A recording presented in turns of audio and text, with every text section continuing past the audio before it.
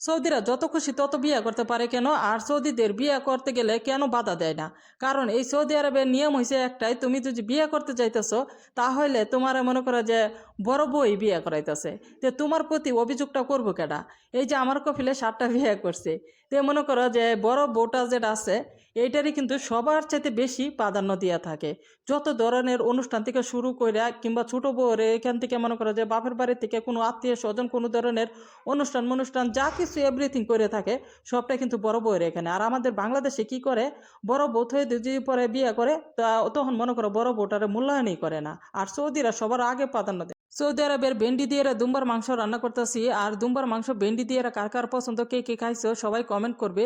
তোমাদেরকে একটা কথা বলতে চাই, দেখো সৌদি আরব আর বাংলাদেশের মধ্যে কত্তানি পার্থক্য। আমার কফিলে 7টা বিয়ে করছে, 7টা বউয়ের মধ্যে মনে করো যে এখন কি বলবো, যে আমাদের বাংলাদেশে কি করে, যে যদি মনে করো বড় বউ হয়ে যদি ছোট কিংবা একের বেশি যদি ডাবলকে বিয়ে শাদী করে তখন কি করে, বড় বউটারে একদমই মূল্যায়ন করে না, ছোট্টারে সবচেয়ে বেশি ভালোবাসে। আর সৌদি আরবে বড়টারে সবচেয়ে বেশি ভালোবাসে।